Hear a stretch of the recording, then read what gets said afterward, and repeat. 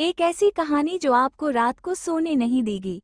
गांव चनारपुर की शामें हमेशा पुरसुकून होती, मगर एक पुराना मकान था जिसकी चौखट पर रोज रात को एक औरत दिखाई देती। सफेद साड़ी, लंबे बाल और चेहरा बालों में छुपा हुआ। लोग कहते थे कि वो औरत एक बेवा थी जिसके शौहर को गांव वालों ने चोरी के इल्जाम में मार दिया था। तब से उसकी रूह इंसाफ मांगती है।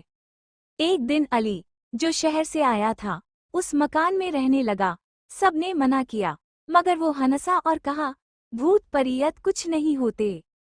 पहली रात सब नॉर्मल रही, मगर दूसरी रात दरवाजे पर हल्की हल्की दस्तक हुई। ठुक ठुक ठुक। अली ने दरवाजा खोला, कोई ना था। तीसरी रात दस्तक फिर हुई, इस बार एक आवाज भी आई, मेरे साथ इंसाफ करो। दरवाजे पर वही औरत खड़ी थी, सफेद आंखें और खून से भीगी साड़ी। अली की चीख सुनकर गांव वाले दौड़े आए, मगर कमरा खाली था। सिर्फ जमीन पर एक तहरीर लिखी थी, मैं वापस आऊंगी जब तक इंसाफ नहीं मिलता।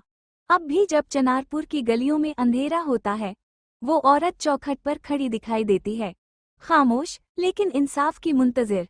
अगर आपको कहानी पसंद आई हो तो लाइक करना ना भूलिएगा, और ऐसी ही खौफनाक कहानियों के लिए कहानियों का सफर को जरूर सब्सक्राइब करें।